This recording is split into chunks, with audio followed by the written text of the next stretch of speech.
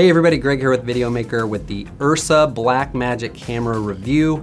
Now, like all Blackmagic cameras, you love to hate it, you hate to love it. It's got some great features and it's got some things that are just kind of baffling. So let me sort of run down the list of sort of features and then some of the things that are great and some of the things that are not so great. Certainly on the plus side, the image quality of this camera is amazing. The color reproduction is good, the dynamic range is awesome. They claim 12 stops and I believe it. I shot scenes that were full shadow, full sunlight, all in the same scene and was pretty much able to recover almost everything from it. It's got a Super 35 sensor, so you're gonna get a 1.7 times crop factor out of it. So this means if you're shooting with wide angle lenses, they're gonna have a little bit more of a narrow field of view than you're used to if you shoot with full frame cameras. But if you're shooting with longer lenses, they're gonna have an even longer throw. So it's an advantage or a disadvantage depending on what kind of lenses you're shooting with. It has 3 different ASA settings, so this is sort of the equivalent to ISO if you're used to shooting with a DSLR. 200, 400, and 800. Now, 200, usable, don't even really need any noise reduction software. 400, usable, might want to use some noise reduction software. 800, usable with noise reduction software. So again, when you're doing a review, I'm looking for it. I'm putting everything at 400% and really pixel peeping, but in general, it's very usable. And again, the image quality as far as color and dynamic range is great. The noise is definitely reduced if you're shooting RAW. It's a little more prevalent if you're shooting in one of the ProRes formats. So it shoots 2 flavors of RAW, just RAW 1:1, which the files are huge. You get something like 8 minutes on a 128 gigabyte card. It shoots RAW 3:1, which about doubles that time. And then it has a bunch of different flavors of ProRes. So I'm not gonna go over each one of them, but there's 4K versions, there's 1920 by 1080 versions, and they all work really well. You can shoot in film mode where you get the flat picture that you need to color grade. You can shoot in video mode in all the ProRes modes, which look amazing straight out of the box, hardly require any correction. So again, the image quality is great. The biggest thing though that you're gonna notice about this camera, if you ever get your hands on one, it is super heavy. Like 16 pounds doesn't sound very heavy, but when you actually pick it up, it is quite a force to be reckoned with. Now this means you're gonna need a bigger tripod, more support that is geared for bigger cameras. So if you're used to shooting with a heavy camera, it might not be any transition for you, but if you're used to shooting with a DSLR, it's certainly gonna be a transition that you need to get used to. As far as monitors go, now this is a huge plus because it has like a 10-inch ridiculously big iPad-looking fold-out monitor, which makes getting focus and composing your shots really easy.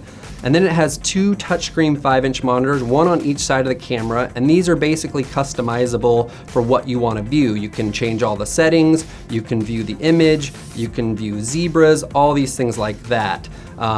So that's really handy, and the one on the opposite side of the camera with all the audio controls makes a natural spot for an audio operator to run audio. It does have 2 built-in XLRs with audio controls. They sound good to my ears. We did test that. They've got a real-time waveform monitor for the audio, which is great. They have a focus meter, they have a histogram, so all the shooting tools are there to make sure that you get the image that you want. The EF lenses that we mounted did work successfully with the auto iris and the auto focus.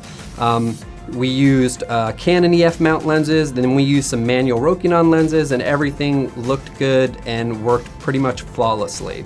So the internal mic on this thing is awful. It's just awful. It's barely suitable for syncing audio. It sounds like a tin can. It's pretty bad, but for the most part, it's got the built-in XLR, so you don't really need to worry too much about that.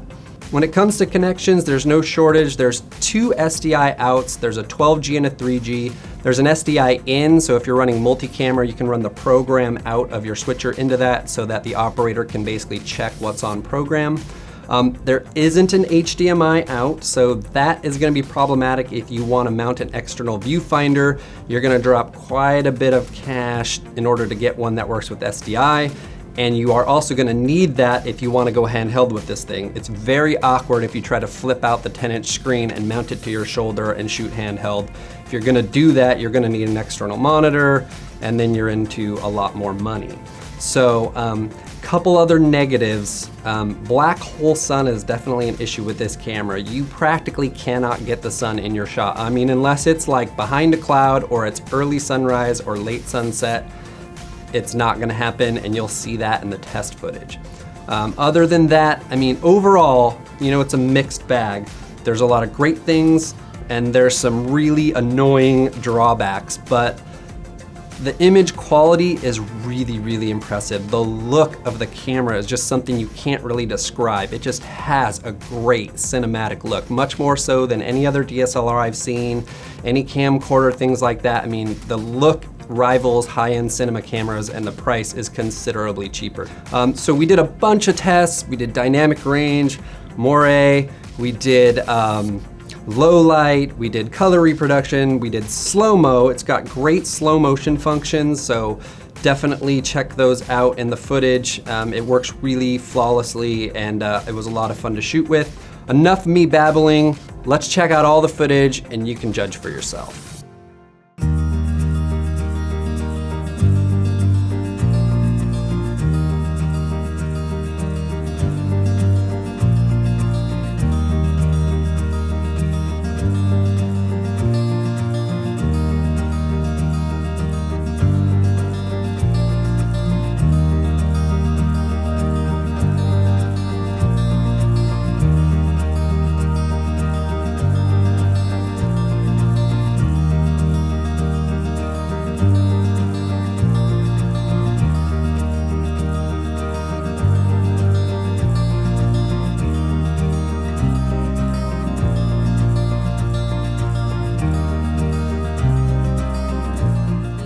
Crabfished in Alaska for 16 years. Before that, he just worked in construction, and he went to school to become a police officer, but then changed his mind and went to Alaska to be a crab fisherman.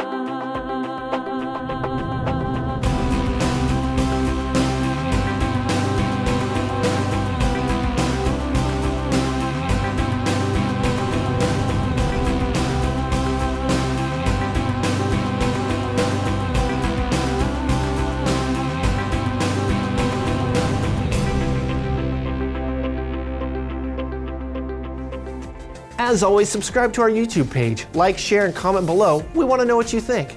If you love video production, you want to learn more, plus you want to know all of the newest and latest gear, sign up for our exclusive newsletter and we'll deliver it right to your inbox. Want to go down the wormhole? We have more YouTube videos below. Plus member, the center video will take you to one of our premium videos at videomaker.com. I'm Chris from Videomaker. Thanks for watching.